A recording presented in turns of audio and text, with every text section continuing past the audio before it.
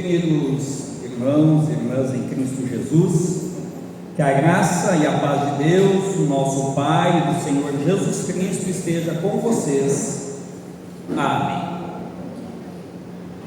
Meus amados irmãos, certa vez um menino observava o pai na tentativa que ele tinha em fazer uma ligação importante pelo telefone. O pai discava o número, esperava um pouco e depois desligava, incomodado, frustrado, tentava de novo e nada.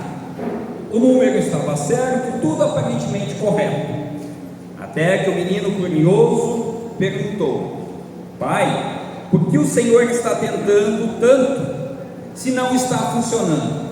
O pai respondeu: é que estou tentando falar com alguém muito importante e essa ligação precisa acontecer. O menino então olhou para o telefone e disse: mas pai, o fio está desligado. O pai olhou surpreso e viu que de fato o cabo estava fora da tomada. Por mais que soubesse o número, por mais que apertasse os botões certos, a ligação jamais aconteceria daquele jeito. Algo muito similar poderíamos dizer hoje em dia, quando cai o sinal Wi-Fi. Tentamos, até parece que o aparelho, o modem está conectado, mas se o sinal não estiver conectado à rede, de nada adianta as múltiplas tentativas. Assim também é a nossa vida de oração. Às vezes tentamos falar com Deus, repetidas palavras, fazemos pedidos, mas algo está desconectado. O fio da fé está solto, a confiança foi cortada, o relacionamento com Deus está distante, pois queremos que Deus atenda às nossas orações exatamente como nós planejamos. Uma coisa é preciso que compreendamos e entendamos: a oração não faz Deus mudar de ideia, mas muda a ideia de quem está orando para que este peça exatamente aquilo que está precisando. Por isso é importante colocar-se debaixo da mão poderosa de Deus, reconhecendo que Ele tem todo o domínio e que Ele sempre quer nos dar o melhor. Mas é difícil. Afinal de contas, nós achamos que nós temos sim as melhores coisas a serem pedidas e que Deus deveria nos atender a qualquer custo e a qualquer modo. O pedido dos discípulos de Jesus, quando nós vimos no Evangelho lido há pouco, é sem dúvida muito importante e oportuno também para nós pensarmos. A resposta de Jesus foi clara, ensinando-os como orar. A oração ensinada por Jesus expõe a graciosidade de Deus em querer que seus filhos tenham o melhor, começando pelo reconhecimento de que Deus é Pai, protetor, um Pai que faz de tudo para proteger os seus filhos. Jesus nos ensina a dizer: Pai, que todos reconheçam que Teu nome é santo, venha o Teu reino. Dá-nos cada dia o alimento que nós precisamos. Perdoa os nossos pecados, pois nós também perdoamos os que nos ofendem, e não deixes que sejamos tentados. Para alguns, talvez, essa oração é muito pequena e precisam balbuciar tantas e tantas outras vezes as mesmas palavras, pois julgam que Deus talvez não os tenha ouvido. E não vai ouvir se não tiverem fé naquilo que estiverem apresentando a Deus. E por fim, Jesus ilustra com uma parábola que nós ouvimos no Evangelho de Lucas, no capítulo 11, versículo 1 a 13. E nesta parábola ele diz que a perseverança na oração é como alguém que vai à casa de um amigo, e esse amigo não zanga o outro, mas na sua persistência e franqueza acaba sendo atendido. Assim também Deus faz conosco.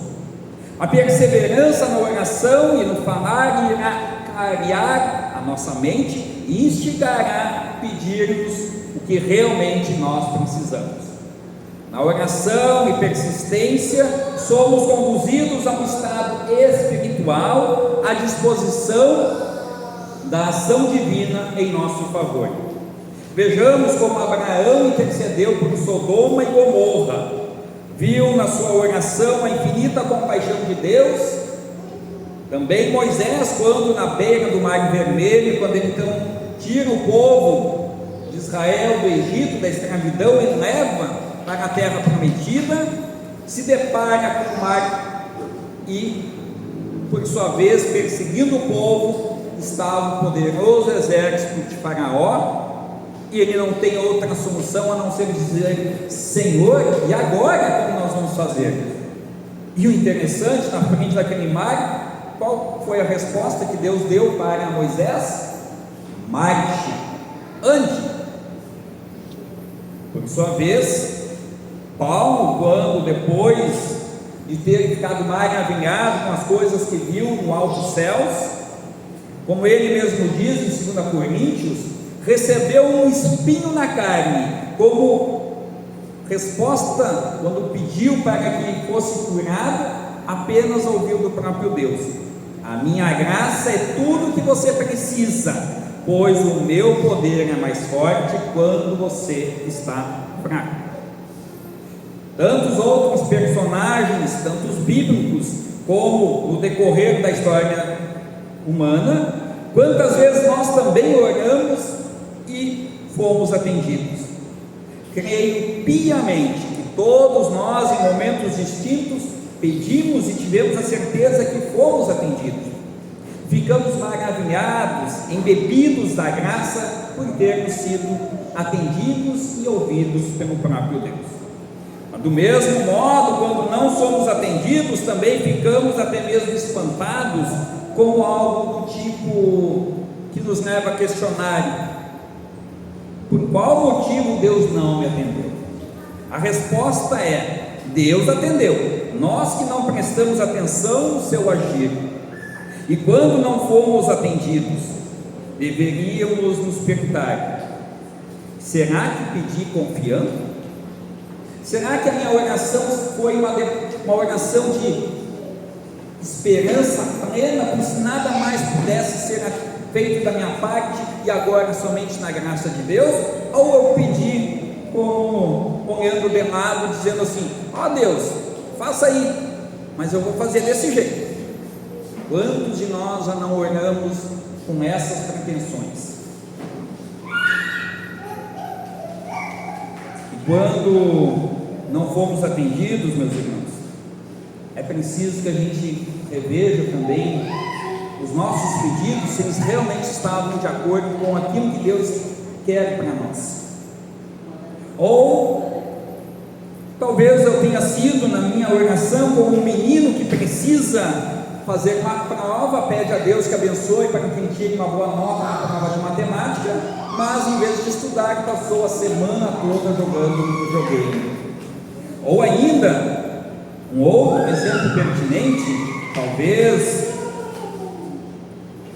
nós não queremos as bênçãos de Deus, mas queremos apenas sermos aqueles que apresentam os pedidos e tanto faz, tanto fez, afinal de contas não confio que Deus possa me responder. Acha que vai ser respondido? Não, não vai, pois a oração tem a ver com fé, envolvimento, e tem a ver com confiança sem pestanejar. Como diz Tiago, no capítulo 2, versículo 17, portanto a fé é assim: se não vier acompanhada de ações, é coisa morta. Ou seja, também entendo que isso também serve na oração, pois a vida cristã é um constante orar, trabalhar para que quando Deus nos responder, os caminhos estejam aplainados. E ainda também ouvimos de Tiago, no capítulo 1, versículos 6 e 8: porém, peçam com fé e não duvidem de modo nenhum, pois quem duvida é como as ondas do mar que o vento leva de um lado para o outro. Quem é assim, não pense que vai receber alguma coisa do Senhor, pois não tem firmeza e nunca sabe o que deve fazer. O mesmo apóstolo escreveu para entendermos que, portanto, confessem seus pecados uns aos outros e façam oração uns pelos outros, para que vocês sejam curados. E aí ele finaliza com uma frase muito importante para que a gente não duvide. Ele diz: a oração de uma pessoa obediente a Deus tem muito poder. Então, logo, podemos afirmar que a oração é uma das expressões mais profundas da fé cristã. É pela oração que falamos com Deus, apresentamos as nossas angústias, agradecimentos, súplicas e intercessões. No entanto, orar nem sempre é fácil. Afinal de contas, dependendo da situação, nós não nos parece que temos alguns dias para esperar. Talvez queremos que a resposta venha antes mesmo de nós as pedirmos. Muitas vezes nos sentimos fracos, sem palavras e até mesmo desanimados diante do silêncio de Deus. Por isso, o pedido dos discípulos a Jesus em Lucas 11 ecoa em nossos corações: Senhor, ensina-nos a orar. Então vamos juntos dizer, convido todos vocês com alto e bom tom, vamos lá? Senhor, ensina-nos a orar. Está muito fraco, vamos lá? Senhor, ensina-nos a orar. Esse deve ser o meu, o seu, o nosso pedido diariamente. Nos textos bíblicos de hoje, do Salmo 138, Gênesis 18, do versículo 17 a 33, Colossenses do capítulo 2, versículo 6 a 19, Lucas 11, 1 a 13, em todos esses textos, somos conduzidos por um caminho que nos mostra que a oração, antes de tudo, é um ato de fé no Deus vivo, um Deus que ouve, que age e que nos convida a vivermos em comunhão com Ele. Vemos a coragem de Abraão em interceder por Sodoma, que já havia recebido a sentença de que seria destruída. O próprio Deus veio verificar. Mesmo assim, Abraão foi e intercedeu, pedindo misericórdia e compaixão. A confiança do salmista em meio às tribulações, o chamado de Paulo para permanecermos firmes em Cristo, que é a encarnação do próprio Deus, e que por quem temos pleno acesso a Deus, e por fim as palavras do próprio Salvador nos ensinando como e por que nós devemos orar. Pois, como podemos observar, o salmista Davi declara em confiança a Deus, pois sempre foi atendido pelo próprio Deus, suprido em todas as suas necessidades. Deus nunca me deixou faltar tanto as bênçãos quanto as correções, é bem verdade. Os puxões de orelha para o seu filho, o rei Davi, não foi exatamente para que Davi não se afastasse do seu pai eterno. Ele declara agradecido a Deus: ó Senhor Deus, eu te agradeço de todo o coração, diante de todos os deuses, eu canto hinos de louvor a ti. Nesta declaração de Davi, nós observamos que a fé do salmista não está em um Deus distante, mas um Deus que não é indiferente, um Deus que é presente e que se interessa pelas necessidades dos humildes, e fortalece o coração do aflito quando este clama por compaixão e misericórdia. Mesmo em meio às tribulações, o salmista reconhece a bondade de Deus, dizendo: quando estou cercado de perigos, tu me dás segurança. Salmo 138, versículo 7 nos garante isso.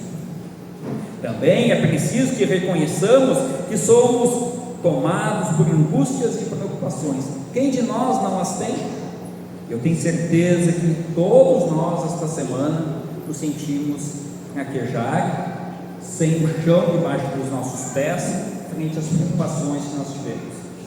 Não tem quem não as teve, posso garantir isso sem medo, pois é comum, é inerente à existência do ser humano se sentir aflito e com medo. mas a oração nos reconecta com esta verdade: Deus está atento, Ele ouve nossas súplicas, e mesmo quando não vemos de imediato a resposta, a fé nos sustenta. A oração então não é uma mágica para mudar as circunstâncias segundo a nossa vontade, mas uma confiança humilde no Deus que nos sustenta com a sua graça, com a certeza da sua presença. Essa confiança, Abraão, que conforme o registro de Gênesis 18, nos apresenta na oração em favor de Sodoma. Abraão, movido por um coração compassivo, clama por misericórdia. Abraão se aproxima de Deus com humildade, mas também com ousadia. Tu tens sido ousado em falar com Deus? Tem sido sincero? Ou tem sido, as suas orações têm sido elas supérfluas, apresentando apenas uma ideia? Ou tens apresentado exatamente aquilo que você realmente precisa? Pense a respeito. Muitas vezes nós oramos: não, eu fiz oração a Deus apenas para gastar palavras, mas não confiamos naquilo que nós pedimos. Com humildade, Abraão e ousadia disse: perdoa o meu atrevimento de continuar falando contigo, pois tu és o Senhor e eu sou um simples mortal. E assim ele vai passo a passo, rogando que Deus poupe a cidade, se houver 50, 45, 40, até chegar a 10 justos. Assim, já temos 2 belos exemplos para serem seguidos. A oração de intercessão é a expressão do amor ao próximo, como Abraão mesmo fez, pois ele sabia que lá naquela cidade, mesmo que talvez não tivesse mais ninguém, ele sabia que seu sobrinho Ló morava na cidade de Sodoma, e pediu, pois sabia que se Deus simplesmente resolvesse destruir a cidade, o justo Ló, que temia Deus, também seria destruído. Assim como Abraão, somos chamados a ser intercessores pelos nossos familiares, por nossa cidade, pela nossa igreja, pelo mundo, pelo trabalho da pregação do Evangelho. Contudo, Deus deseja a salvação e não a destruição, mesmo na situação mais caótica que nós possamos nos encontrar. E mesmo que às vezes nós, por nosso pensamento racional, desejamos que determinada situação aconteça mesmo, para que então o povo ou determinada pessoa seja castigada, não é nosso dever exigir o castigo, mas é dever nosso dizer: Senhor, está nas tuas mãos, faça a tua justiça. Assim como muitas vezes você deve observar que a oração geral, eu tenho orado, como de praxe é da igreja luterana, orarmos pelas autoridades. Mas quando eu digo na oração: Senhor, abençoa os nossos representantes legais para que façam bem o seu papel, mas se eles não fizerem, tira-os da vida pública, no meu coração peço que Deus nos elimine da vida pública e até mesmo se for um caso da sociedade, a exemplo do que o salmista muitas vezes pede em favor dos inimigos de Deus e do seu povo. Pois é preciso que a justiça prevaleça e que a injustiça seja condenada, mas não por mim, mas pela justiça e ação do próprio Deus intervindo no mundo. Deus escuta a intercessão do justo. Este episódio antecipa o ministério do próprio Cristo Jesus, o justo por excelência que intercede por nós diante do Pai. Por sua vez, quando lemos a epístola de Paulo aos Colossenses, no capítulo 2, versículos 6 a 19, somos ensinados que a vida cristã é cheia de desafios e que viver sem a comunhão com Cristo, além de arriscado, facilmente seremos alvos de falsos mestres e falsos ensinos. Muitos dos nossos irmãos estão morrendo na fé, estão rejeitando a palavra, estão desprezando a vida de fé a qual foram trazidas pela pregação do Evangelho, pois estão dando ouvidos às fofocas que o mundo te apresenta como sendo boas e verdadeiras.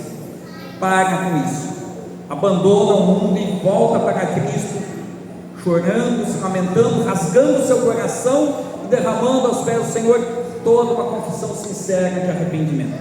Pois não tem como servir, estar com um pé dentro da igreja e um pé no mundo. Ou estamos 100% em Cristo ou 100% com o diabo. Não existe meio caminho. E pela fé em Cristo estamos 100% com o Senhor. Mas se rejeitamos a fé, arrumamos desculpas para estar em outros lugares, então não estamos com o Senhor. Não existe meios caminhos, e nós sabemos disso. É duro de ouvir isso, mas eu preciso anunciar e vocês precisam ouvir, e nós precisamos ouvir isso. Isso também serve para mim. Pois se eu estiver no meio caminho, eu estou já com Satanás. O único que pede fidelidade é Deus. Ele não abre mão. O diabo, para ele, meia coisa está bom, porque ele já sabe que você está por completo com ele. Isso serve para que eu pense seriamente como é que eu tenho vivido e conduzido a minha vida de fé. É preciso que eu entenda que Cristo, sendo Deus encarnado, quando eu olho para aquele homem que morreu na cruz em meu lugar, a mim é Deus que morreu em meu lugar. É o que diz o texto de Colossenses capítulo 2, que nós ouvimos há pouco, lido pela nossa irmã. Jesus, o Alfa e o Ômega. O apóstolo Paulo em Colossenses aponta para Cristo como fundamento. Ele diz: já que vocês aceitarem Cristo Jesus como Senhor, vivam unidos com Ele, estejam enraizados nele, construam a sua vida sobre Ele e se tornem mais fortes na fé, como foi ensinado a vocês.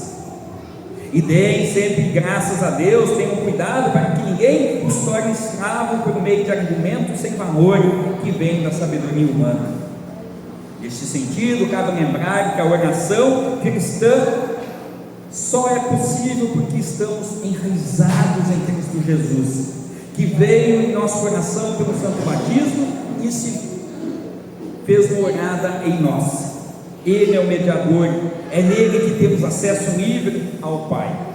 Paulo lembra aos Colossenses que em Cristo, como o ser humano, está presente toda a natureza de Deus. Colossenses 2, versículo 9 nos apresenta isso.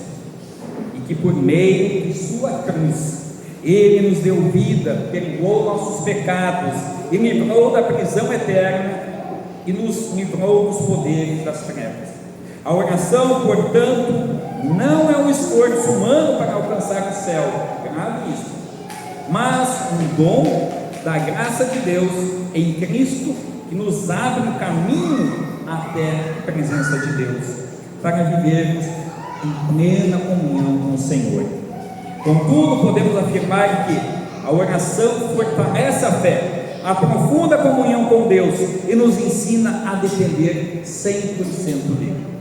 Como dizia Lutero, a oração é a respiração do cristão, essencial, contínua, mas não conferidora de graça em si. Neste sentido, cremos e ensinamos que a oração é resposta de fé, comunhão e pedido. Sendo assim, podemos dizer que o ato de orar do cristão é uma clara expressão de que a palavra de Deus já habita em meu coração, e assim o Espírito Santo nos move a dizer: Abba, Pai, com plena e infinita confiança no socorro presente que vem do próprio Deus. Como é que tem sido a tua vida de oração?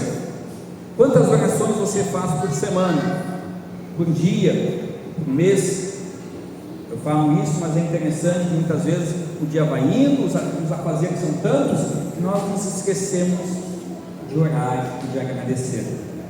Certa vez, nesses vídeos de internet, vi uma reflexão muito interessante, que todo cristão, isso tem a ver inclusive com o ensino do Lutero.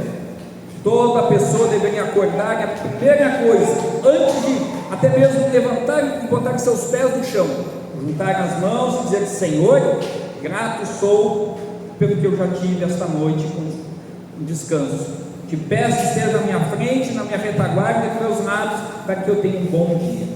Primazia, Deus quer primazia em nossas vidas. Tudo Ele quer ser primeiro em nossa vida. Não pense que Deus deseja ser o segundo ou terceiro. Depois tu tem todas as possibilidades, mas primeiro deixa Deus ser Deus na sua vida em primeiro lugar. O próprio Jesus, ao ouvir: Senhor, ensina-nos a orar, não apenas dá dicas, mas ele ensina a oração do Pai Nosso, que é uma oração simples, mas profunda e completa. Oração esta que revela o coração gracioso de Deus e a sua mensagem mediante a vida e obra do Senhor Jesus Cristo, nosso Senhor. A oração do Pai Nosso expressa tudo a Deus, com louvor, súplica, a confissão e a intercessão.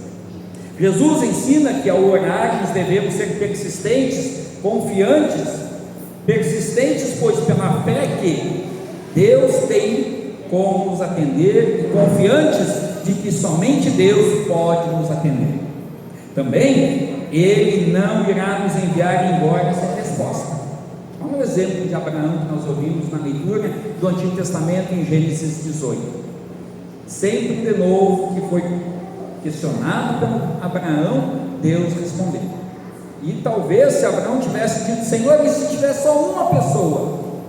Acredito que Deus diria: pouparei a cidade por causa deste justo, pois Deus é misericordioso e não se cansa de ser misericordioso.